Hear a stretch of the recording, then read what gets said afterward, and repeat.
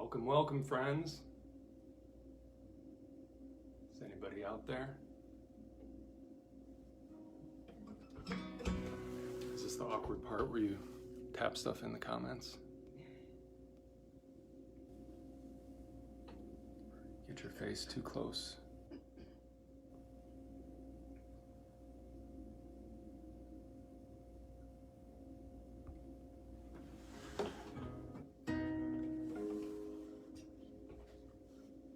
There, I see some activity. Hey, everybody.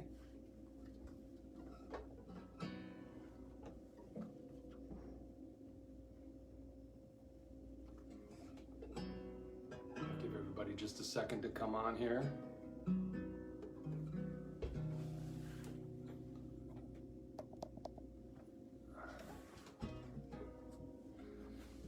Hey, everybody. I'm so glad that you can join me for this album celebration for Wisconsin River. This is my new album, my 6th album, right there, Wisconsin River. So we're just doing a little celebration today. I came over to the Wisconsin Dells, which is a beautiful little resort town in the middle of Wisconsin, about 2,000 people, but it's actually on the Wisconsin River. I thought I'd come and do this for you today, actually on the Wisconsin River. That's her out there. I know it's a little bit backlit. The camera doesn't know whether it wants to see me or the river, but there you can kind of see it in grander color. It's really beautiful. So the Wisconsin Dells is they have these beautiful sandstone bluffs that are sort of characterize the area, and it's just a really magical place. But first of all, yeah, thank you all for joining me. And if you've followed my career at all, you know I don't do this very often. So it's an extra special occasion. This is a really special album for me.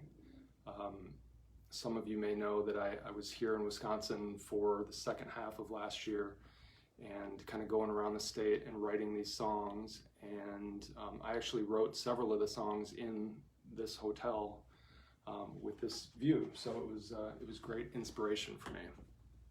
I think I came over here twice while I was writing the songs for this album. So, but this is my first virtual show ever, so fingers crossed for me. I know I'm probably a little bit dark. It's gonna be what it's gonna be.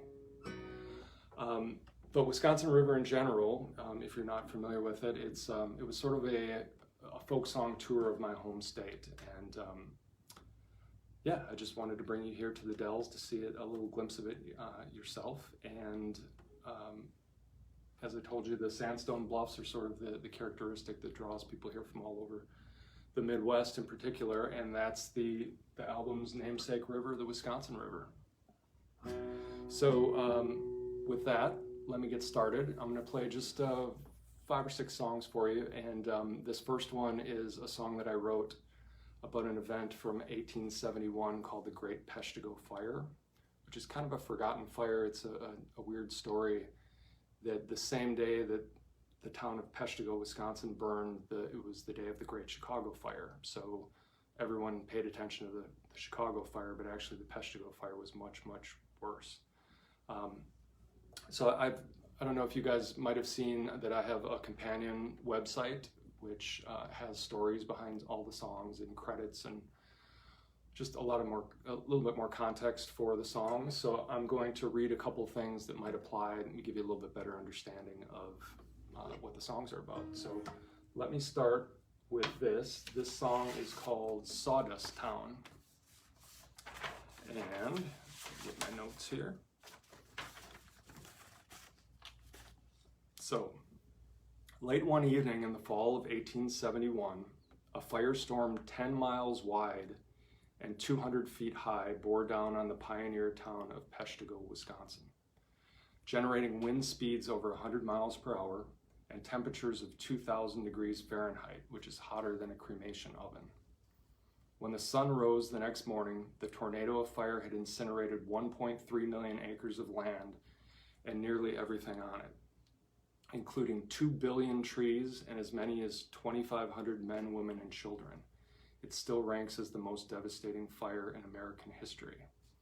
And Floribel Glass, the character that I talk about in this song, was 13 years old when fire came to Peshtigo.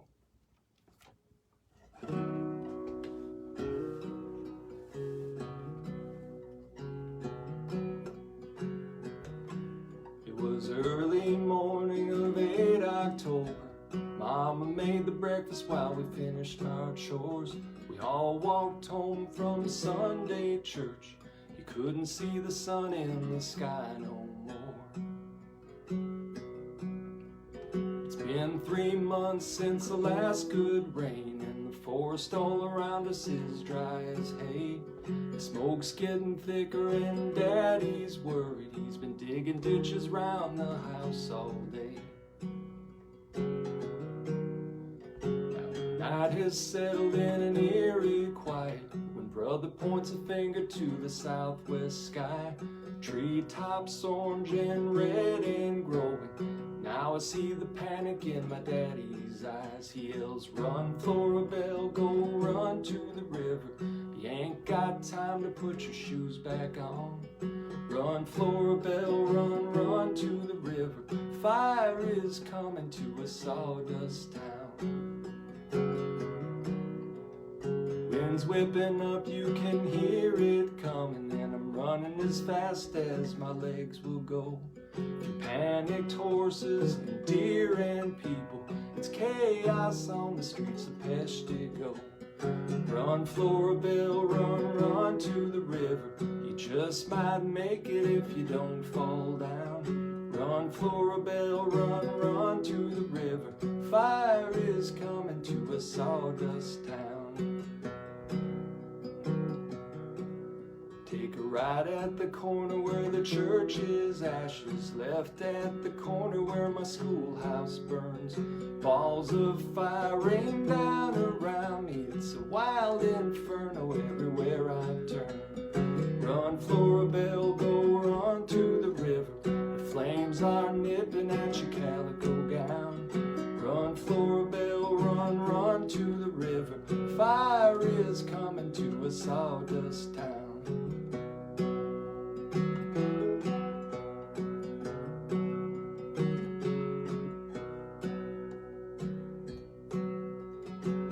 See the water, but I know I'm near it from the splashing and the screaming and the cries of pain. Oh my God, it's right behind me. Might be the arrival of the devil's train. Run, Floribel, go run to the river, and don't look behind you as it all burns down. Run, Floribel, run, run to the river. Fire is coming to a sawdust town. Fire is coming to a sawdust town.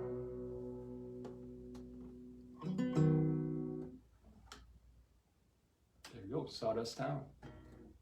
Anything weird? Anything, can everybody hear me? I can't really see the screen, but I'll assume you can hear me. Otherwise, this is a terrible experiment. Okay, that's Sawdust Town. And when I sat down to write this record, I had a ton of people and places and interesting things that I thought were interesting that I wanted to get in, but I wasn't able to get in everything that I wanted to. So kind of towards the end, I wrote a song where I kind of got to bring all of those people, a lot of those people, into a lot of characters from Wisconsin, either from Wisconsin or associated with Wisconsin. And so I came up with this song, and it's called Walleye Fingers.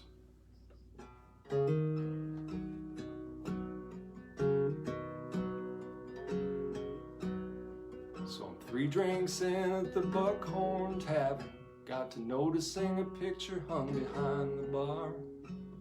Hey Oli, who's in this photo? The young man standing next to Dillinger's car. And my buddy Oli, the bartender, says to me, he says, his name was Walleye Fingers. He had a shop in Crivets where he sold live bait. Told stories that would blow your mind. He knew everything to know about the dairy state. Walleye, Walleye Fingers, just missed making all the history books. Walleye, Walleye Fingers, a bona fide legend of the great North Woods. He carved a log for his friend Les Paul, and he did a little sketching for Frank Lloyd Wright. Brokered the trade for a young Brett Favre, and he taught Hank Aaron about Gamut the Kite. He was Walleye, Walleye Fingers, he just missed making all the history books.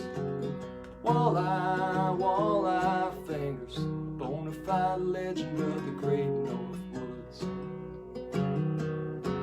Now you might find it difficult believing, I asked him one time if it all was true. He said, I swear on the mustachioed reliever, and my brother Riley wouldn't let me lie to you.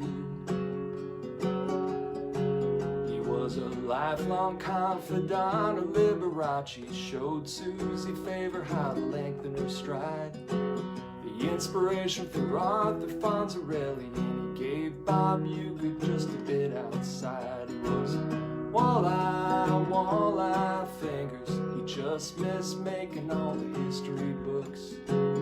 Walleye, Walleye Fingers, a bona fide legend of the great North Woods. Walleye, Walleye Fingers, you're not gonna find him in the history books. Walleye, Walleye Fingers, a bona fide legend of the great North Woods. He was a bona fide legend of the great North Woods.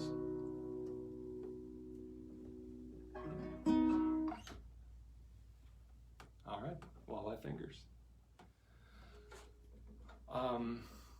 As I was saying, most of these songs were written last summer, late last summer, fall, maybe a little bit into the winter. I was finishing them up.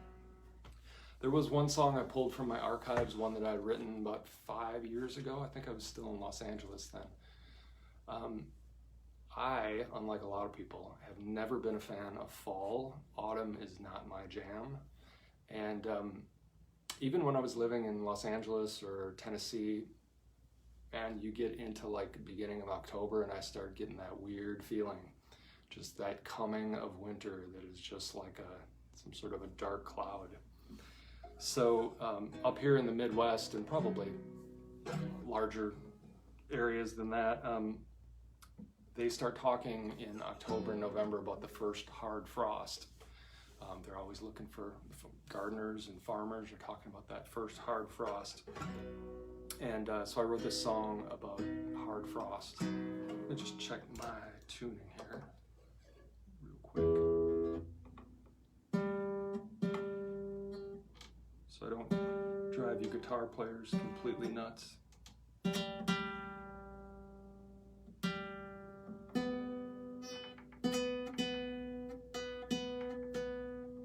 Getting a little wiggly there. This is folk music though, you don't need to tune for folk music. Alright. So this is called Hard Frost. Don't you love that river? Ain't that a beauty?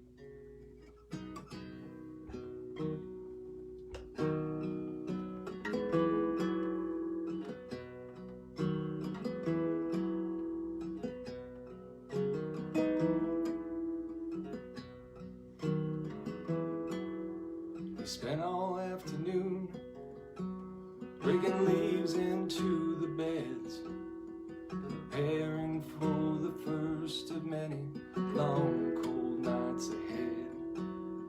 You cut all of the daisies back, I brought the pots inside. If you're not paying attention, it's gonna catch you by surprise.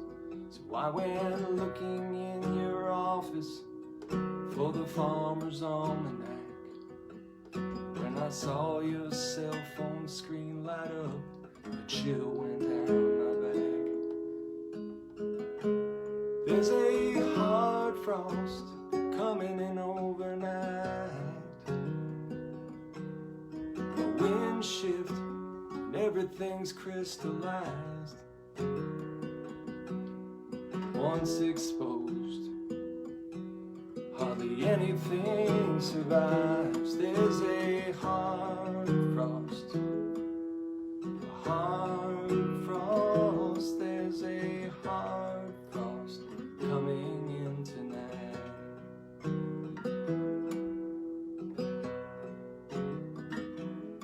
I've endured my share of winters, I've been around the block, but you're never quite prepared, you're never ready for the shock. Now you'll have to prune the dahlias and the roses for the year, 'cause when the morning ice is melted, I'll be a long, long way from here. There's a hard frost coming in overnight, the wind shift and everything's crystallized. Once exposed, hardly anything survives. There's a hard frost, a hard frost. There's a hard frost coming in tonight.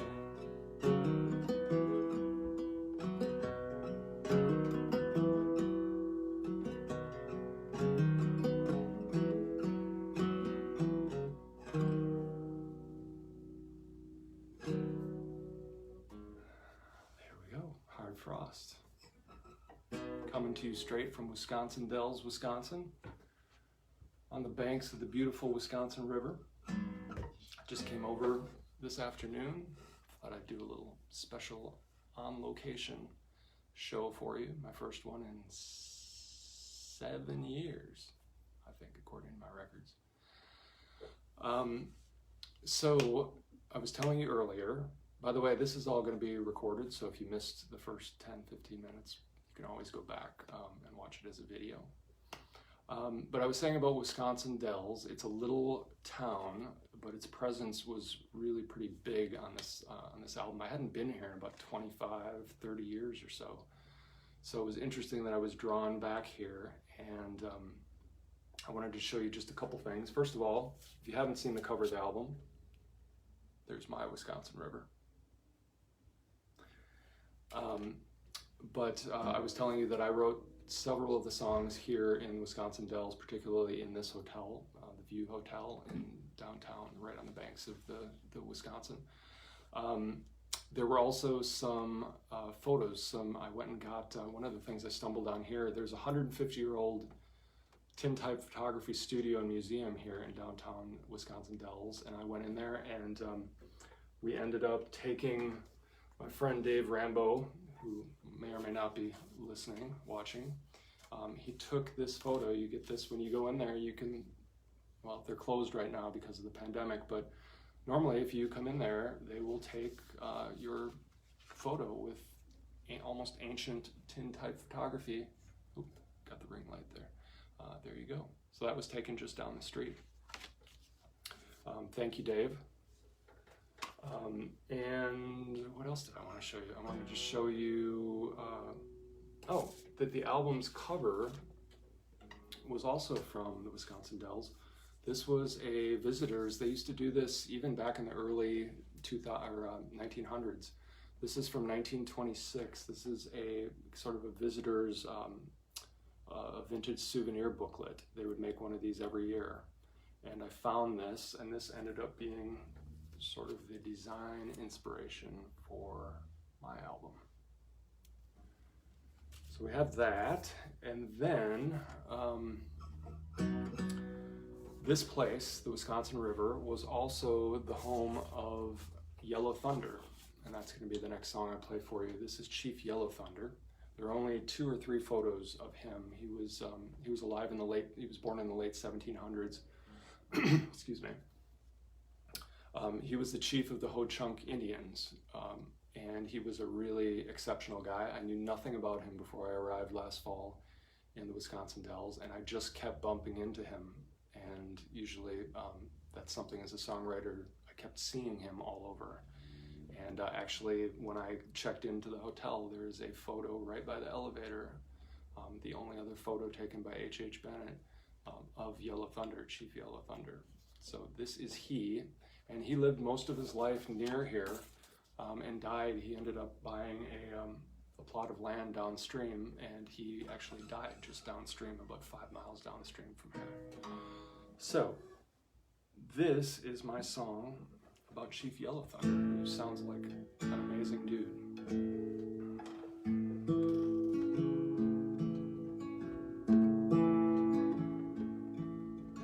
He came from near the Winnebago, the tall, beloved Ho-Chunk chief. His people called him Yellow Thunder. He was the man who would not leave. He was summoned by the white man's leader, made him sign away their land, shipped them across the Mississippi. He would just walk back again. It didn't really matter how he got there, he could feel it deep inside his bones, and nothing on this earth could stop him, Yellow Thunder walking home.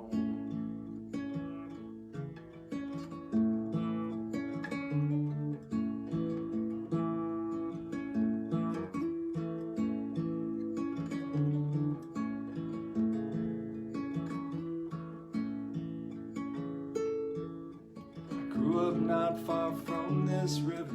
I was lured away by dreamers' dreams, the promise of an endless summer and everything that leaving means. Now I've returned to walk the river, alone but not alone at all. Something trails a step behind me, a shadow that's a bit too tall. It didn't really matter how he got there, he could feel it deep inside his bones. Nothing on this earth could stop him, Yellow Thunder walking home.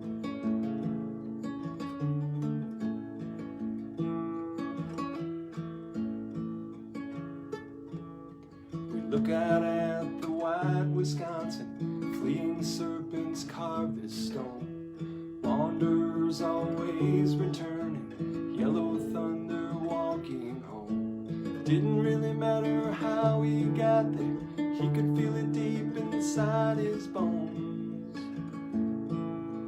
Nothing on this earth could stop him, Yellow Thunder walking home. Nothing on this earth could stop him, Yellow Thunder walking home.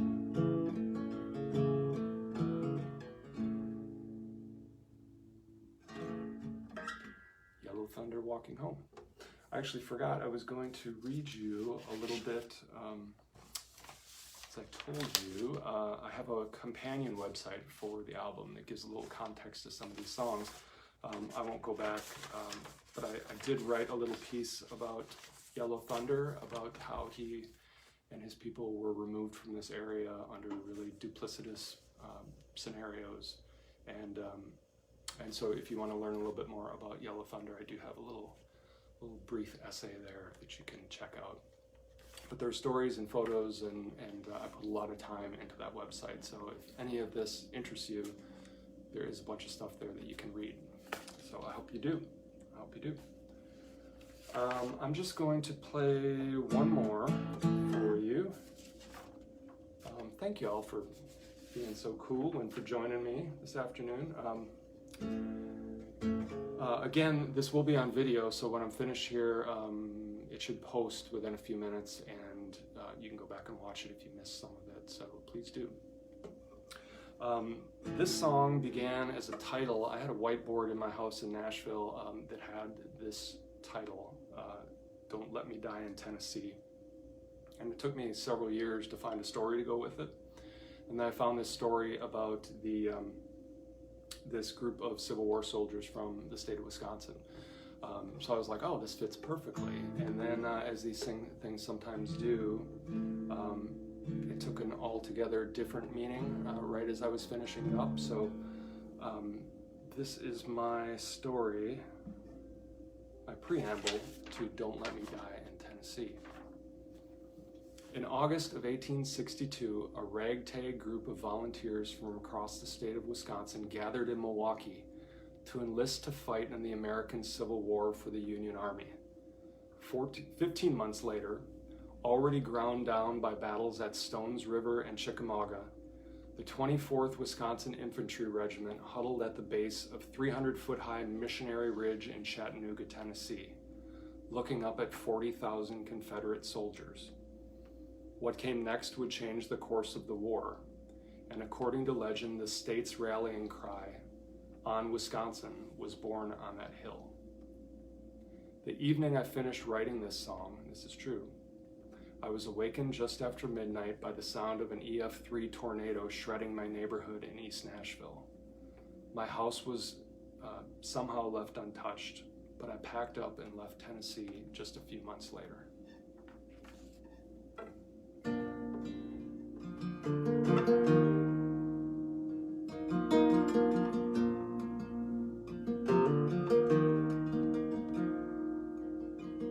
I stepped off of the M&M train to cannon fire in a grand parade. We'd ridden all night from towns out west to join 1,000 of Milwaukee's best. We marched through Kentucky in the autumn heat, chased those rebels into Tennessee. They whipped us good at the Georgia line. We limped back to Chattanooga with our dead behind. Now we're cold and starving on the valley floor. The fever's like they've never seen before. Buzzards are circling overhead. This was not how it was supposed to end. I've read my Bible and said my prayers, forgiving you when you weren't there. All I ask to make us swear, just do this one thing for me. Don't let me die in Tennessee.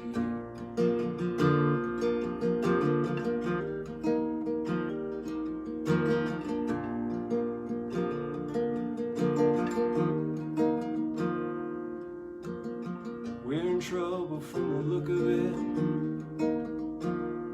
There must be 40,000 rebels on that ridge.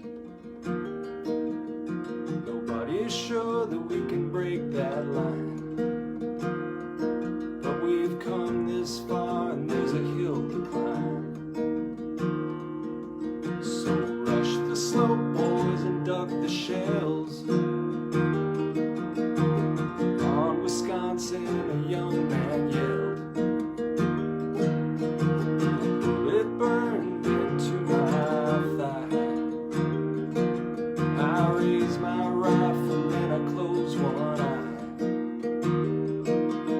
I read my Bible and said my prayers, forgiving you when you weren't there. All I ask to make us square,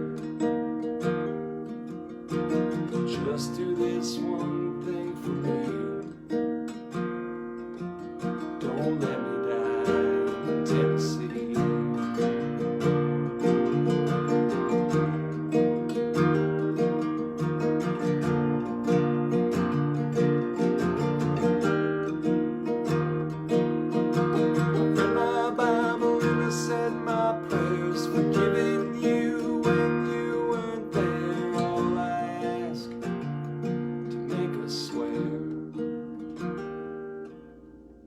Just do this one thing for me.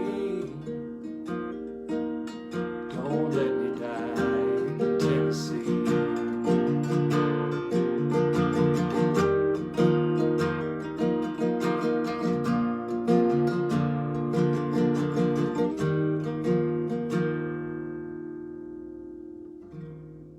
There you go. Don't let me die in Tennessee. But luckily I'm safe in Wisconsin, and thank you so much for joining me. It's been a real delight. I don't think there were any tragic technical difficulties. I will try to get the lighting a little bit better next time, but it was really more about that today than about this. So if y'all are excited about this, I might do another one somewhere here in the near future. I did want to real quick tell you some ways that you can help. Buy a CD. My Bandcamp site is the best way to do it. It's chrisrichards.bandcamp.com. There should be a link at the event posting, the event that you came to, that you got here from. There should be a link there to my Bandcamp site. So CD, digital download, merch. There's some cool merch there. T-shirts, all kinds of good stuff. Awesome posters by my friend Jamie. You can stream the album anywhere that you stream music. I don't think it's on Amazon, but I think it's coming. So sit tight. Please visit the Wisconsin River Companion site. That's wisconsinriveralbum.com. And if you dug this free show, tips are very much appreciated. You can, I think there's a link there for PayPal or Venmo if you'd like to tip for that. And of course, please, if you like it, just share it with somebody, anybody, the postman. Yeah, this was a lot of fun. Thank you guys again. Now I'm taking my roadie. I'm taking my roadie to Mother's Day dinner. We're gonna go walk around the river and say hello, Mom. Hi. Mom's here. My favorite Very roadie. proud mom. Very proud mom. So I'm gonna go show her the river, and I hope you all have a great afternoon. And thank you so much for joining me. Okay. Bye bye.